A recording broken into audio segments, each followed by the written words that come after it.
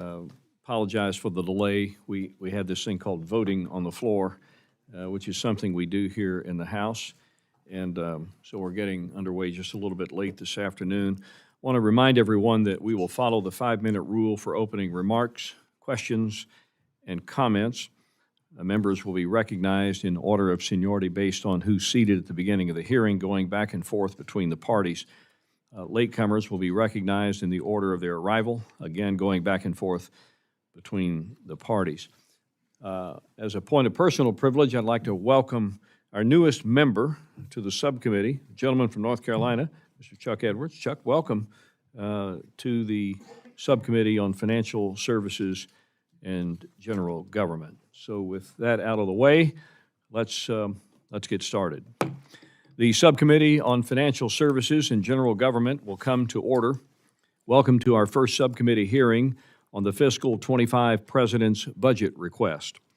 Appearing before the subcommittee today are Treasury Secretary Janet Yellen, Office of Management and Budget Director Shalonda Young, and Chairman of the Council of Economic Advisors, Jared Bernstein. I want to thank each of you for taking the time out of your busy schedules to be with us today. This will be an important discussion that should not be taken lightly. We're here today to discuss the Biden administration's fiscal year 2025 budget request and our nation's economic outlook. I'm happy to share that this is the first time in over a decade that this committee has had a panel with a Treasury Secretary, OMB Director, and a Council Chair. Thank you for being here. Going forward, we hope to have you back more frequently. It's important for the American people to have more transparency into the financial direction of the country. It is my opinion that the reckless spending and out-of-control regulatory expansion driven by this administration and Democrats in Congress have pushed us into an economic downturn. Over the course of the Biden administration, we've seen families struggle to put food on the table, gas in their cars, and roofs over their heads. This is not the American way. President Biden has continued to ignore the hardships that these policies and irresponsible spending have unleashed on the American people, further evidenced by his fiscal 25 budget request. This unsustainable trajectory is one of the greatest threats to American prosperity, also to America's security and future generations. Our nation's debt grows every day. However, President Biden refuses to claw back wasteful spending, as seen by the $7.3 trillion price tag on his requested budget. This budget is absent of improvements to mandatory spending. I want to say that again. It is absent of improvements to mandatory spending. That's 73% of our federal spending, and it remains on autopilot.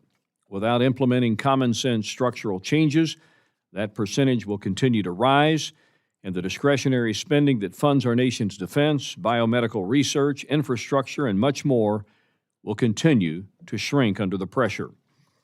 I would also be remiss if I didn't mention President Biden's regulatory regime, which has continued to harm small businesses, banks, and the taxpayers in Arkansas and across the nation. These burdensome and unnecessary regulations range from the SEC's consolidated audit trail, whereby the SEC exceeds its statutory authority in collecting every American investor's personally identifiable information without their consent or knowledge, to Treasury's mature and unredeemed debt, which remains unclaimed by millions of Americans because of Treasury's unwillingness to turn information over to the states. This includes $214 million in my home state alone. In conclusion, it is obvious that I won't be able to support the level of spending included in the President's budget. Our members are taking a hard look at the spending request line by line and will determine a level of funding that prioritizes putting our fiscal house in order, consistent with the Fiscal Responsibility Act. I look forward to your testimony today and working with you on these important issues. And with that said, I'll now recognize my